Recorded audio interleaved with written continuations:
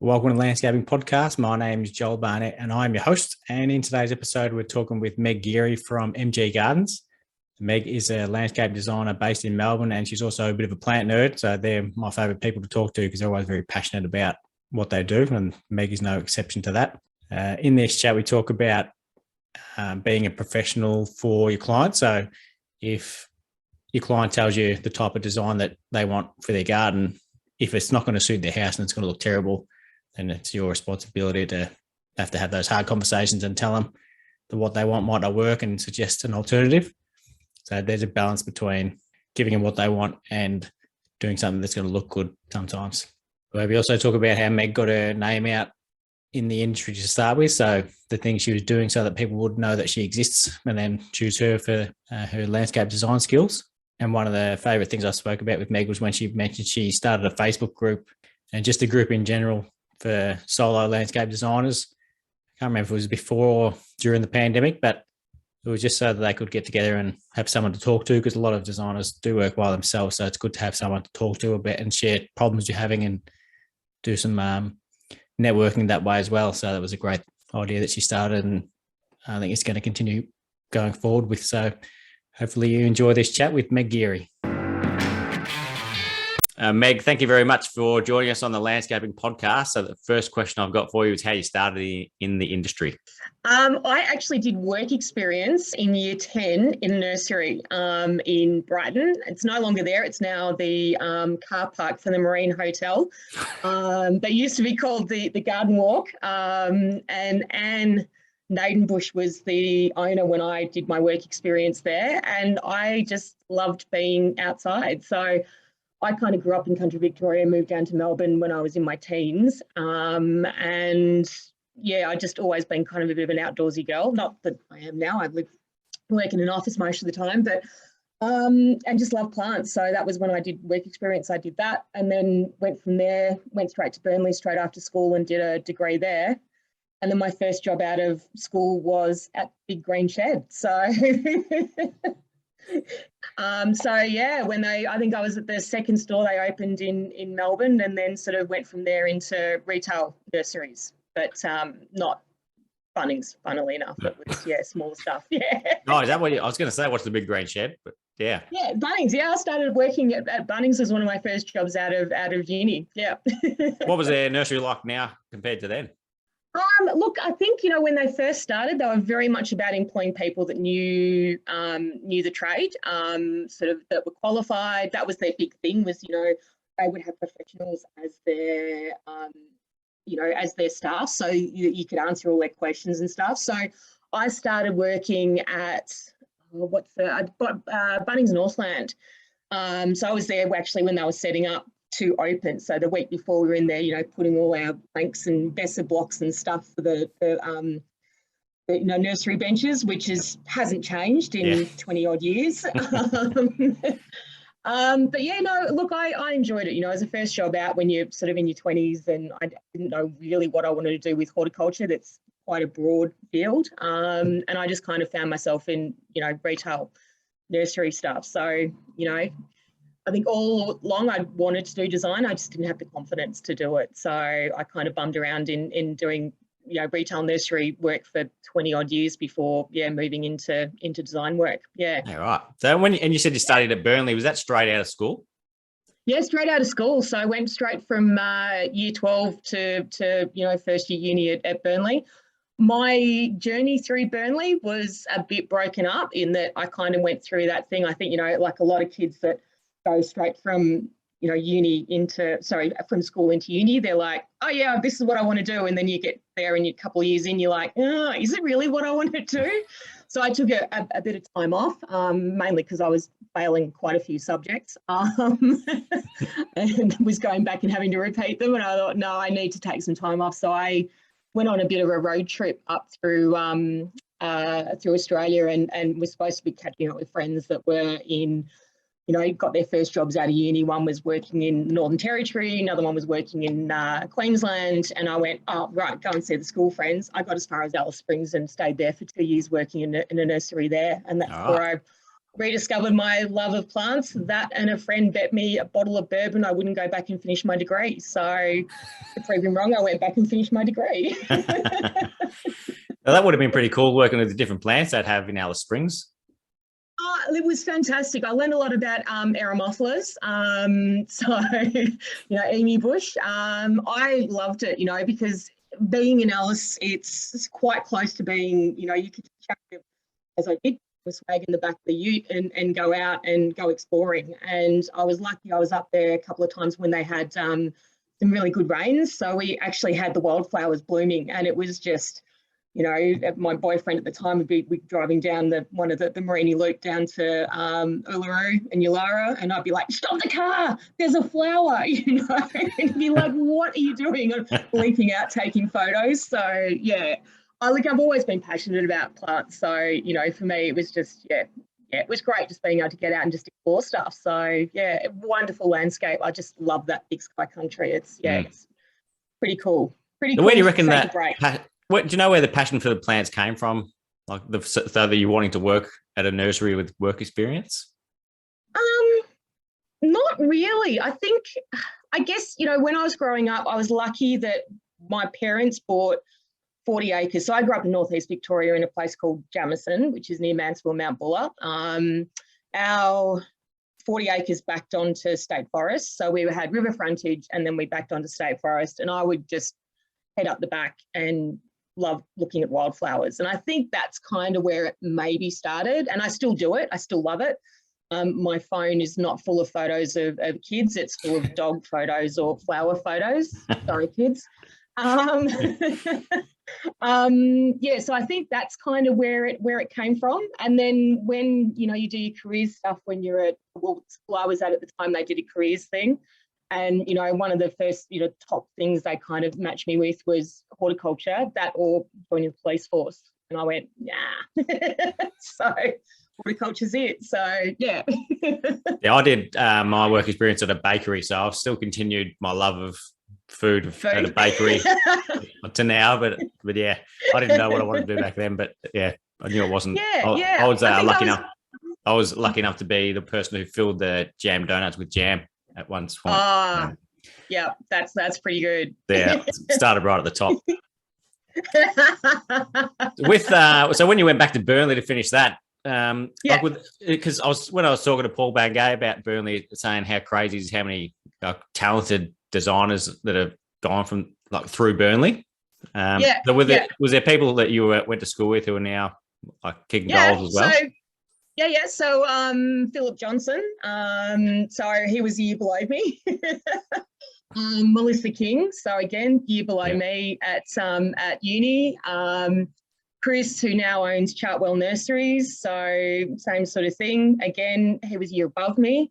Some really talented arborists and climbers. So I did my final project with James Mullally, now Martins Mullally, who has a lot to do with Arborco. So yeah, some really talented and just passionate people about what they do. So which I love. I think that's one of the things that was great about Burnley is if you're there because you love what you do. I mean, having said that, there's a lot of people I know in the industry that are no longer, that started at Burnley that are no longer involved in the industry. And, that's fair enough. But yeah, the majority of people that have stuck with it, they do it because they love it. So yeah. It does seem like that. Yeah. Because there's other careers where people don't, there's the occasional one who loves what they're doing, but there's others who just work for the sake of working. But it seems like in our industry, people there's so many people who absolutely love it. Yeah, look, I think to be honest, I mean, you're not really doing it for the big bucks, certainly not initially. As I said, I'd worked 18 years in retail. So, and you're on a retail wage, which is not huge. But I think for me, my passion or the thing I've always loved is with retail was the connection with people. So talking to clients, sharing my knowledge, and just learning about plants. The best thing you ever do when you're working with someone new or someone who's just started in the nursery, you put them on the end of a hose to go around and just learn about, what the different plants are in the nursery. Water, read the labels, kind of thing. So, yeah. And that's a lot of the knowledge I got from that and from the growers. So, it was still an era where, you'd have your spec van would turn up every Monday and you'd order from what was off the spec van, and you'd be chatting to the people that were growing it or certainly knew their stuff, and you just built those relationships, and a lot of them I still have today, which is fantastic. So, yeah. I started in a retail nursery back before landscaping as well. And that was 18 years ago now, and I still remember a lot of things about working there. And then my first boss, whenever we'd put any, like my first landscaping boss, whenever we'd put any plants in, he told me to keep the plant labels so I can learn them, because they're going to be using them again. So I've still got them now, a list of plant labels when we were first starting out. So there's like Formium tenax and all sorts of exciting plants. Yuccas. Never. I've only planted one yucca in my life, and that was because the client said she wouldn't pay me if I didn't put it in. There's really old school plants, but that you still probably see in new estates now. Yeah, look, to be honest, and there's actually a couple of nurseries that still grow a lot of the old school plants, and I think that's great because a lot of them, they are tough, I tend to describe them as, the service station plants that if you can use them in a more creative way, they're still bang for buck. Having said that, I probably will never put a golden diosma or a diosma in a garden. It's just, I can't do it. Having said, I've also seen them growing in the wild when I was lucky enough to travel through South Africa. So I was in Cape Town and walking through down on the coast there and through this scrub, and I went, I recognise that smell, and like looking at the plants going, oh my God, that's diosma. Was there a McDonald's nearby? No, there was not a McDonald's. That was actually wild, in the wild. I'm like, I can't believe I've seen diosma in its natural habitat. It was, cool. Surreal.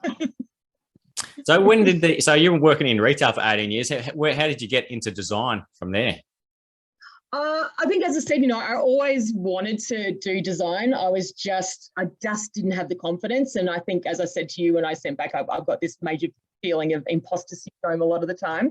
And I just thought, kids came along, the retail hours weren't as great, and I just wanted to see whether I could do it. So I went back to do just a couple of one-off courses in CAD at NMIT, which is now Melbourne Polytechnic. Really enjoyed those. So I went back and did a Cert 4 in landscape design. And I started doing that just before I left doing retail nursery stuff. I went and started working with Paul Bangay doing plant sourcing for his projects, which was fantastic. And that was kind of where I started. And then from that, I actually did the what became the Boutique Gardens competition at the Flower and Garden Show. So my lecturer, Jenny, who did the design component of the course that I was doing, sort of said, give it a go, enter it, whatever. So, and I'd always wanted to. So I was like, give it a go.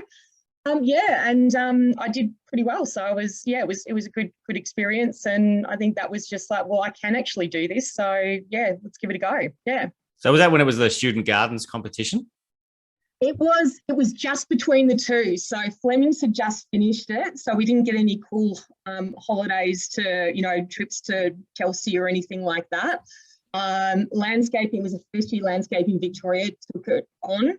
And my prize was designing a garden for nothing. And I'm like, not sure this is a prize. In fact, I didn't even know about it when we entered it. It was just like, and this is the prize. I'm like, it's not really a prize. That's a lot of work for nothing. So maybe you came last and you had to do that.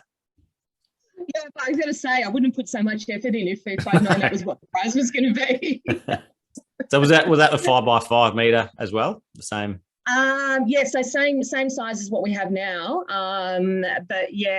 We were given a minuscule budget for materials. We were given a kind of a man hours budget, but we were actually set up with a landscaper. So I had PTA constructions doing my garden, which was fantastic. They were amazing. And Flatmark were the sponsors, so they organised all the plant material, except the stuff they couldn't find for me because, being a plant geek, I'd had stuff that they so I had to go and beg, borrow and steal from other people. Yeah.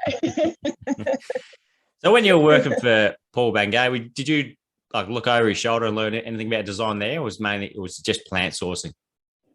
Look, it was predominantly plant sourcing. I think, when you go into Australia's got this whole kind of tall poppy thing, which you're familiar with. And everyone will be, Paul Bangay, you're working for Paul Bangay. And I'll be like, yeah, and making a bit of a joke of it. And then, ordering acres of box and that sort of stuff. But in actual fact, I got a huge appreciation. He works incredibly hard. He's incredibly talented. And when you, at that stage, if you got a Paul Bangay garden, you engaged him, that's what you got. He did the design. He was the person. So if there was any changes to plants that needed to be made because, they weren't available or that sort of thing, which quite, would happen, I would go to him with a list of alternatives, and he would be the one that would say, yeah, no, use this or that sort of thing. So yeah, I learned a lot, I think, from, him in terms of integrity, and yeah, I think I just learned to appreciate that, he's, yeah, there's a lot more to him than a lot of people kind of make out. I think in the industry is that kind of, yeah, it can be a little bit offhand about those sort of things, when you've got a really good designer kind of, yeah. I think because he's been so good for so long that everyone gets a bit, yeah, and he's got a certain style and sort of, they're a bit offhand because acres of box, but a lot of the stuff that we used to do was a lot more perennial based and things like that. And so that was some of my favourite gardens for sourcing were just, just some beautiful gardens that we've created. So, yeah. Yeah, back in the early days of my landscaping, I used to see a designer, like I'd see one of their jobs and then see another job and say, yeah, you can tell that's by the designer. And I was thinking it was a negative thing at the time. But then someone said to me, well, that's why people get them, because they want that type of garden. So there's no point, you getting Paul Bangay to do your garden and say, I want something that's tropical or a succulent garden. Like, exactly. You get him because you want that style of garden. So it makes perfect sense now. Yeah.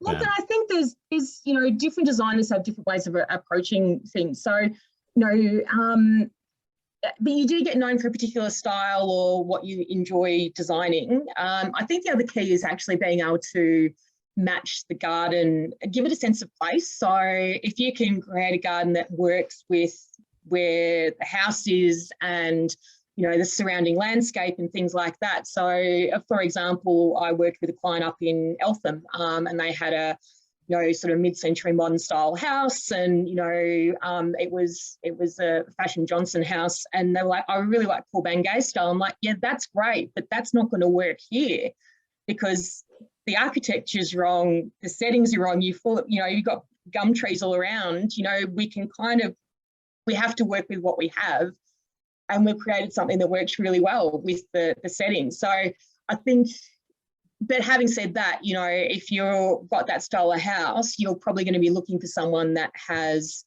more of that style of design that's going to work with your architecture, if that makes sense. So yeah, and that's where it comes back to you being a professional. So they might tell you what they want, but they're paying you for your advice. So it's a balance between because some architects and landscape architects will take ownership and they won't let you do anything that they won't let the client do anything. But you like that example, you told them what the best result is for the house, which they might not have thought of, and the end result is probably something that it was better than what they imagined it could be.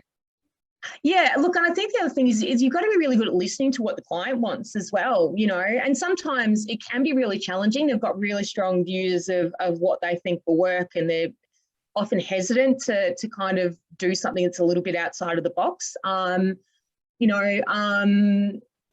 I think, if you can design something that suits, has a sense of place, so works with, the setting, but also functions for them as a garden and with their lifestyle, then you're winning. I mean, talking about this yesterday I had a student just shadowing me yesterday and saying, my win for me is a client that can come back to me and say, I'm not a gardener, I am loving the garden. And to me, that's like a big tick because I've created something they want to be in.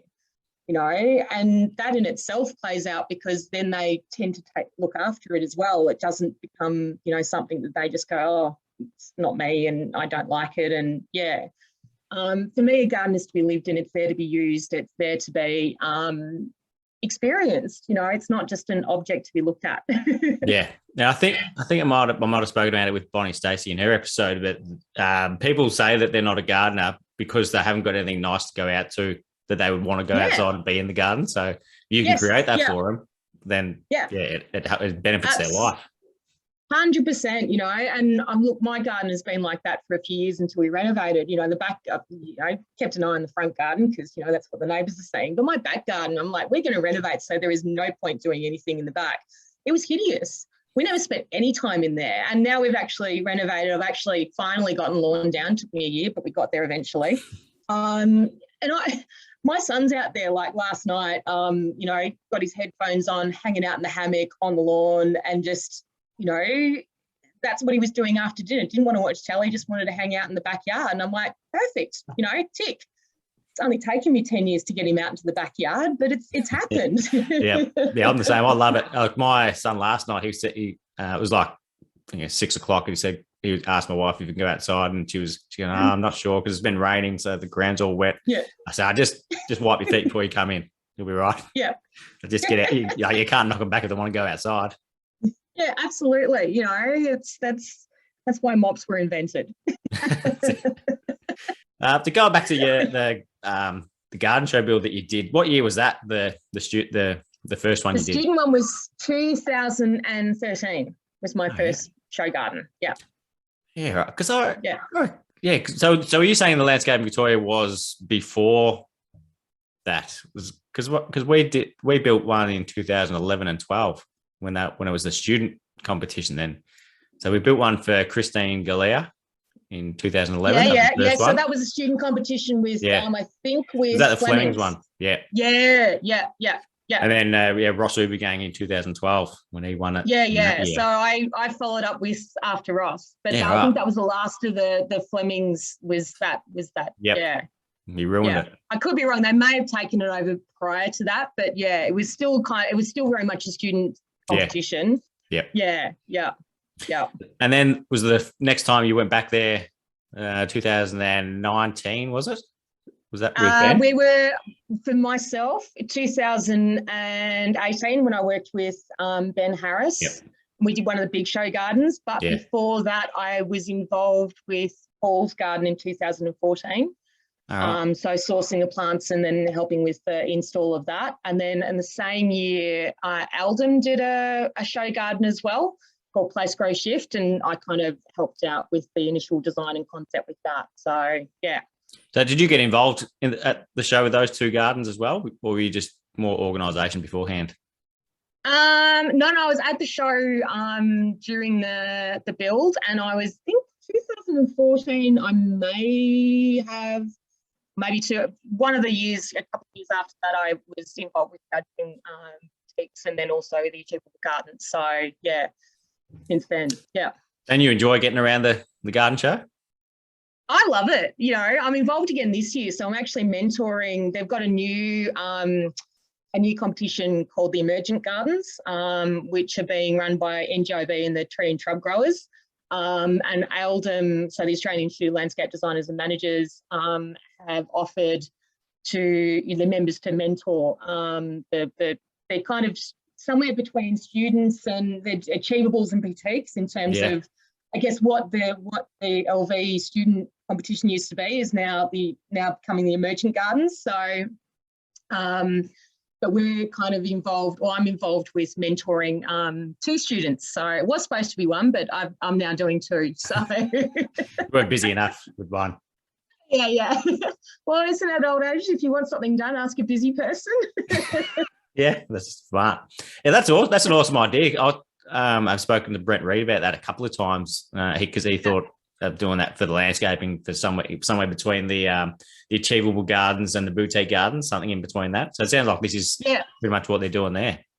Yeah, that's what they're doing there, which is great. So, we've got, some, I guess, newly graduated students, or they're kind of towards the end of their final year in studying. So I've got Chin, who is from the London College of Landscape Design, so one of Brent's students, and Kate Johnston, who's just finished up or in the process of finishing up at Swinburne. So, Yeah, which is but it's good. Two completely different gardens, and just helping them. I'm fortunate in that out of the members that are mentoring, I've actually built some show gardens, so I'm kind of like, right, this is what you need to do. Yeah. And just trying to keep on top of what they're trying to achieve. And yeah, that is pretty valuable. And the reality that it is going to be 12-hour days, and yeah, things aren't always going to be planned, and you need to be a bit flexible on what plants you can get and all that sort of stuff. So yeah, it's pretty exciting for them though. Like, it's pretty cool for you to get to see them. Yeah. And so it was 2018. You did a show with Ben and Harris. So how was that doing? It was really great, because I probably, again, it rolls down to confidence. Doing a big show garden is a lot of work. It's you take the boutique gardens and you just kind of blow it out entirely. And there's a lot of I guess stress trying to get everyone involved on board and get the money together and sponsors and all that sort of stuff, and then come up with a design, and then during the build, because we had a massive water feature. So Ben's from Ben Harris Gardens, that's his thing. He does a lot of natural water features and stuff like that, and he approached me in 2016 to do a garden for the at the end of 2016 for a garden at the 2017. I went, no, we haven't got enough time to prepare. We're going to do it. Yep. We're going to do it right. So we got stuck into it, the planning and stuff, in 2017 for 2018. So it was good, because it was having someone to bounce ideas off. I think when you work on your own, as I do, it's a challenge to do something like that, because you've got no one to go, okay, do you think this will work, or to formulate and just brainstorm ideas. So that's the challenge of working on your own, but having someone to partner up with, and the fact that we're still talking at the end of it and we still get along really well is, I think, a big thing, because I know of other instances where it hasn't worked as well. So. Oh, really? Yeah, I've been pretty lucky there. Yeah, it's all gone pretty well for us so far, but it certainly is stressful. Oh, it is, but it's, and yourself from having built a few, because I think you were doing building Rosses at the same time as we were doing 2000. It's just, the buzz is amazing. It's such a great feeling, camaraderie, and just it's a great experience. So I commend anyone that's a designer, or even a landscaper. There's a lot of money and time and effort that goes into it, but look, it's an amazing experience to say, I've done it. You can tick it off and move on, or become addicted and go back to every show. So did you get, like, what was there any particular goal you did it for, to get something out of? Oh yeah, to win. But any like business come from it? We did. Well, I think we both got a bit of business out of it. I've got a couple of gardens from that. I think for me, it was the challenge of it, and also, just that excitement and so on of being involved in it. I think in terms of business goal, it was to just raise the exposure, get some decent photos, because I was kind of fairly new out on my own, and for getting decent photos of gardens, it's a 12-month process. So if you've only been out designing, that's a year of actually doing the design work. Then it's got to be constructed, and then it's got to be, it takes time. So as a shade garden is kind of all there at once, and you can use those photos and get that exposure and so on. And look, just being involved in it again is always fun. I don't think I'm going to be rushing back in a hurry. I'm quite happy doing the mentoring or, those sort of peripheral things. But who knows? The thing I love about it is just the fact that you can compete, like, because I'm pretty competitive. Like you said, I like to win and have the opportunity to win something. So it's good. And even though there's none that I've designed have won, it's still, I've loved every single year that we've been there, and the contacts you make, it's incredible as well. Exactly. It's the contacts that you make. You suddenly have, your profile is raised. because you've done this show garden. So you've gone from being just a landscape designer or a student or whatever, suddenly you're someone, which sounds really weird, but it's kind of certainly sort of how I felt. I felt less like an imposter. I felt like I deserved to be here. And I think too, the feedback we got from the judges was really valuable as well. I mean, I can't remember it all, but there was some really good feedback. And when you're getting people like Andrew Laidlaw, who are judging, and they're coming back and it wasn't nasty or anything like that. It was just really valuable feedback, and went, okay, no, I can see what you mean. The balance was wrong, or we didn't have enough this here, or, I should have carried the colour of this particular plant through if I'd had enough of them. All those little things. So, it's like, I would have loved to have seen more of that the orange flower in the front here. And I'm like, so would I. If I hadn't run out, it would have been great, Yeah. So all those little things, Yeah. Yeah. When you build something, all the imperfections and things that aren't quite right. And sometimes you can trick the judges into not knowing it. But I've done the same when I was reading through the feedback. They made a comment saying, these weren't quite in line. So, yep, you're correct. They weren't quite in line. And there was things that I knew about. I was just saying, they picked that up. Yeah. Just trying to fudge it a little bit, but yeah. So you did the garden in 2013.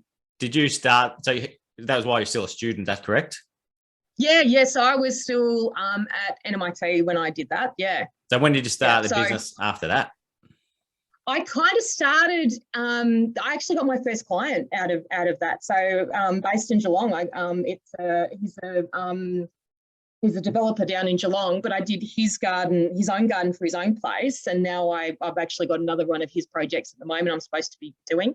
So it's just that thing. He just sends through stuff every now and again, and I just do the planting for him because he's my first client. Yep. And that was out of that.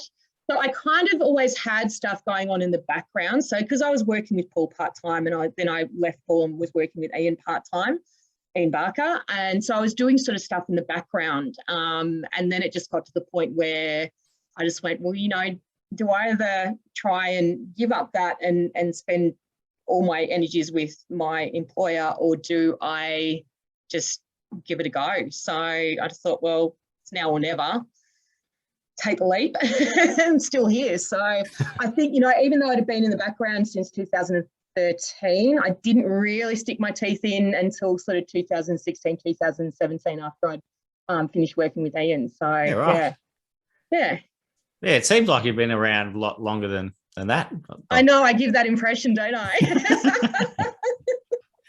That's a good thing, though, I think. Because it means because you're knowledgeable, so because you worked for a couple of impressive companies, so they don't just hire anyone. Look, and I'm very fortunate to have had that experience with both Ian and Paul. But also, for me, it's the connections you make. I've always been, I'd like to think, reasonably good at networking. Really that 2013 garden was really that chance to meet a whole bunch of, amazing designers as well. So when you go to the events and stuff, it's just, meeting people like Lisa Ellis and Mark Browning and, sort of just lots of people that you get to know. And also fortunate enough and Jane Jones is another one that I've met through that, Steve Taylor. So Nathan Burkett, I think just by getting involved in things like I got involved with the Australian Institute of Landscape Designers and Managers early on, was on their board for a short period. And then, rocking up to just about every sort of landscaping Victoria thing that was going around at the time, and just talking to people, getting to know people. And I think the big thing for me was that entry was through doing that show garden in 2013, getting to know Marty Semkin, getting to know, Brent Reed, and then, then taking that and going with Eldom and sort of then having it as more of an official capacity, being able to go and these people and talk to them about, what we do, and, getting them on board with Eldom, or, trying to offer them things in Victoria, down here. So, it was good. Yeah, I couldn't recommend that highly enough. I did the same thing with what you said about landscape in Victoria. Like I just started going to all of their industry nights, and whatever they were putting on, I'd go there and just meet people. 100%. And I don't like, going out of my shell and not a big people person really, but it's but when you start talking to people about something, yeah, I'm pretty smart. Good idea. But when you start talking to people about something you're passionate about, you can talk about anything for hours. So and I found Absolutely. and then you get to know, once you go to one, then the next one you'll see someone you spoke to that last one, so you talk to them for a little bit, and then you talk to someone new, and you just gradually build up that connection. You build up that network, and people sort of think of networking as a bad thing. I think it's a great thing, and I think it's an opportunity to share knowledge. And I think, if you're running your own business, it's an opportunity to talk to other people that often have the similar experiences and problems, and how do you deal with this, or I've got this problem, or just having people you can talk to, and just it makes you feel, hey, you're not alone. And I think that look, it doesn't happen straight away, but you build up a kind of core of people that are in the same boat. Sort of just before COVID, because there wasn't really anything happening in that space, I felt an opportunity to get a few individual designers, so people who generally work as solo landscape designers, like myself, because we don't have that opportunity to bounce ideas off people, and we're often kind of stuck in our office and that sort of thing, and trying to work out what we do with this problem or that problem, and you've got no one to turn to. I mean, my husband's fantastic, but he's not a landscape designer. He comes from a project management background, so those sort of specific things are really hard to talk to people. So I thought, well, I'll start up just a casual get together, and emailed a few people that were in that sort of, small group thing, and said, hey, I'm going to have have a meal at a pub with a few people and come along and if you're interested. And they're like, oh yeah, cool. So I think the first one we had about 14 or 15 people there, which was great. Yeah, right. But from different backgrounds. So, they're not all members of Landscaping Victoria. They're not all members of Aldham. They're kind of people I've met, going and doing courses or that sort of thing, and just gone, well, I've got your email address, I'm just going to send it out to you and say, hi. So is that how the Meg Geary, was really good. Is that how the Meg Geary Landscape Association started? No. Well, I just thought there was kind of a need, and there just wasn't anything there, or it felt like you had to do it through landscaping, you had to do it through Aldham or those sort of things, and there was kind of always, more than, and I thought we could just do a bit more low-key and a bit more casual. So it started, and I kind of need to get it happening again. I've had a few people that have done it, said, oh, so when are we meeting up again? I'm like, oh, God, I haven't had the energy to deal with it through COVID, just feeling exhausted and just, to be honest, a bit depressed. So I just went, I can't even think about it now. So yeah, things are kind of back on track mentally and whatever. And I'm like, yeah, no, I need to do it. Just need to find the time. So yeah. And what you said before about people can look down their nose at networking, I think it makes a big difference on your intent. So if you're going there, like let's say I'm going as a landscape builder to a Landscape Victoria event, if I just go up to a designer and find out, you're a designer, cool. Yeah. My name's Joel. Here's my business card. Let me know if you've got any work coming up. Like, you got to actually have an interest in what they're doing, and not just go there trying to get work. Play the long game. Yeah, I got invited to a networking event by a fellow landscape designer, and I just went, nah, this just isn't me. It just doesn't feel honest enough. It doesn't feel like, people are here because they're sharing knowledge, or it just felt like there was something they were angling for, and I just went, nah. I've always been very open and very honest and able to share information, and that's, for me, it's always been a big thing, because, if I can help people, then often that comes back to you in spades, in that if somebody ring me and say, hey, can you tell me where you might be able to get this, or hey, do you know anyone that does this? And I'm like, well, no, but let me ask around, or, and come back to them with something they can help, then they're more than happy to help you out. When you say, hey, I've got this project and, oh my God, I forgot to order the plants. Is there any chance you might be able to? Or I've got this really annoying little thing that needs to be done. Do you reckon you might be able to spare some time? Yeah. And that's, it swings and roundabouts. It all, yeah.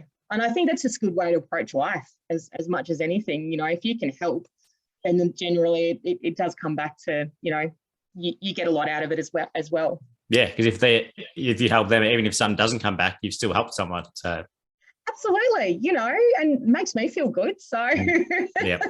doing it. So getting into the nuts and bolts of the designs, I've seen on your Instagram that you've done a couple of hand drawings. I think it's just pencil. Do you do many? Okay. Yeah, there you go. On the wall behind you. On the wall behind me. Yep. Do you do many? Are they all? How does your landscape process work? Design process? So normally I would start doing just a base plan. So, working out everything that's on site that you're keeping and I guess everything on site, then being evaluating what you're going to keep, what you get rid of, all that sort of stuff. It would normally be done on CAD. Quite often I will then print it off and use trace. And I find for me, and because I'm old school and I kind of learned this stuff before the internet was a really big thing. So when I was at Burnley, Google wasn't even thought about. For me, that's still, and, even at school that, computers weren't really a thing. So it was that, for me, it's brain to hand. So I will still trace, I will still kind of, get a feel for something. I will come up with designs if you look at it and it's just lines on a page, but it's all in my head, but it helps me to kind of, work out what I'm trying to think of. And then I'll put that into CAD because I do most of my own drafting as well. So then I'll put that into CAD and then come up with essentially a concept plan. For me, the concept plan will have planting and things like that in there. One of the things that I did learn when I was working with Ian, because I did planting design when I was working with Ian Barker, and he was really a stickler for thinking about plants' shape and form rather than thinking of specific plants. And so was my lecturer at my teacher at NMIT was the same thing. You stop thinking about the specific plants, which is really hard to do because you've got something in your head when you're a plant geek like me. To stop thinking about specific plants and then, just think of the shape and the form and how it all works together. I still struggle, I think, with scale in terms of, my designs sometimes feel a bit cramped, but yeah, so it's always a learning process. And I think, you've got to be a little bit critical too about going back and looking at stuff and working out what worked, what didn't work. So I kind of cheat with my clients that I'll go off and do Christmas gifts because that gives me a good chance to go back and have a look at what the garden's looking like, 6 or 7 months afterwards, or just ring up and say, hey, I'm in the area. Do you mind if I drop past and have a look kind of thing? So, and I think that's a really good thing to have is to be able to go back and look and say, okay, well, these plants work, this didn't work, or that's not working now. Or that worked really well, we can use that again, my process is pretty much, there will be certainly a hand-drawn element. In terms of the perspectives that I do cheat a little bit, and that's something a format I learnt when I was working with Ian. So I cheat in that I do the 3D masses in SketchUp. So I'll take a section of the drawing I want to do it as a perspective. I'll do the masses and the heights and everything in SketchUp and then trace and fill in the detail that way. So at least the proportions are right because you're trying to do 3D perspective and getting it right when you're not I'm a good enough artist, but not that good. So yeah, I've seen drawings and got no idea how people do that with their hand drawings to scale. Yeah. So it's proportions are right. It's never 100% to scale because and I admire anyone that can kind of do that straight out. And I can kind of do it, but yeah, I probably need to practice it a bit more. And that falls into not having enough time. So, so have you noticed much change in what you're designing now compared to when you started? Yeah, I think I've got more confidence in restricting my plant palette a little bit. Sometimes I think when you first start out designing, you're trying to be too clever. And sometimes you just got to keep it simple, because people have got budgets to keep in mind and things like that. And I think the more, I've come from a soft landscaping background, so my knowledge of construction is growing. And I think, once you get a better feel for how things are built, you can understand, what you can and can't do within the parameters of the site. So, you know, if you've got things like easements and, you know, assets and all those other fun things you've got to kind of work within, you build that knowledge as you go, and you understand there's no point trying to do this because they're not going to allow it to happen. And I think that's where doing a lot of research in your base plan can certainly help, you know, finding out where those assets are, and that's through making mistakes initially, you know, in the design, and then going, oh, I better check that, and going, oh, hang on, I'm going to have to redo this section of the design because actually there's a pipe that runs, you know, 5 meters down, so they're not going to let me build anything over it, let alone a deck that we had intended to do in the easement, even if it is demountable. So, yeah, so it's learning that process, and I think just trying to not be too clever with plants, because I think, you know, my problem is I want to put all the plants in all the time, and yeah. And it's great, but it makes it hard when you're trying to source stuff for projects, because often that stuff is just not available. So yeah, much as I hate to dumb it down, sometimes you just have to. Yeah. Yeah. Do you ever get any times where you're stuck with what to put in, so you have to, you know, leave the job for a moment or walk away and go and do something else? All the time. I think that's why it's kind of handy sometimes to have a number of projects on the go, because sometimes you just need to be able to take that break. I mean, it's like doing a puzzle essentially when you're doing landscape design, because you've given all these parameters and you've got to get it to fit onto the piece of paper.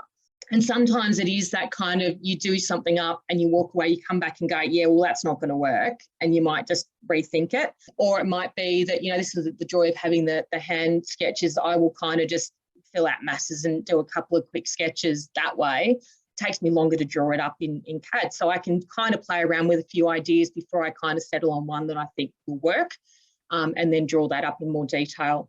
And sometimes planting can be really hard to get right, because you're kind of thinking often about a garden when it's more mature. And so you start to put things in that work with the tree that's more mature, like hydrangeas and stuff. In actual fact, when you're putting a tree in that's only like a 50 centimetre, 100 litre, it doesn't have the shade to, you know. And I think I've built also that confidence now to say to a client, yeah, I know you love hydrangeas, but we don't have the trees yet for the hydrangeas. You can have hydrangeas in 10 years' time, you know, when you've got some shade. Yeah. I've thought of the same thing. I've thought of something that would look good, like you might do a ficus hedge or something, and then you'd want to pleach it and put these other plants underneath, but the ones you're putting in aren't big enough to get pleached for 5 years. So what do you do in the meantime? So it's not just a start and finish design. It's something that can change over years. And that's the thing. I think, you know, it's educating clients too that, you know, gardens evolve, you know, gardens aren't a static thing. They are constantly changing, you know, and watching my mum's garden over the years, and, you know, I think that's where some of my passion for plants has come from, is that, you know, the amount of shade in some areas is much more now. So we can do all those woodland plants that, you know, we loved and wanted to do initially 10 years ago, but we didn't have the shade. So, you know, it's a constantly changing, evolving, and you have to be comfortable to get in there, you know, from say 5 or 10 years when things have matured and go, okay, well, that's no longer working because we've got a lot more shade. So we're going to move this plant where it's going to have more sun, and we're going to replace it with something that's better for this particular location. And I think there's a lot of clients out there that tend to just want to start from scratch as opposed to work with what they've got. And I think I enjoy looking at a garden going, okay, well, these are all the good bits. Let's see whether we can build on that, as opposed to just pulling everything out and starting again. So, you know, I think this thing of gardens being a kind of a 10-year proposition, which tends to be what the norm is at the moment. They should be a 20, 30, 40, 50 year, but just having enough knowledge to go back and look after it, you know, to change it as it needs. And I think there's merit in that. So, yeah. Well, there's so much value in established plants as well. Like if you had to buy the stuff that you've already got, it's Yeah. Well, not only that, but I mean, if you're walking into a garden that you're designing for the first time and you've got all these beautiful, big established trees, you want to try and keep them, because it gives that garden a sense of maturity, even though the plants you're putting in are only little and all the rest of it.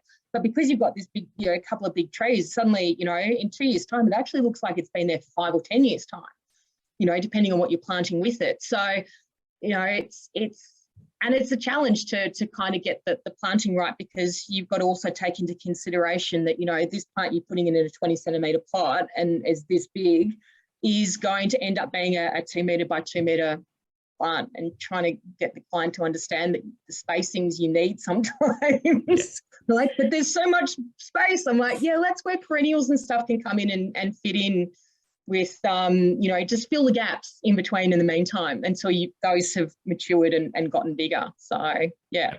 What's on the forecast for Emergent Gardens? Do you have any plans on would you ever have another designer on, or are you just happy to stay by yourself?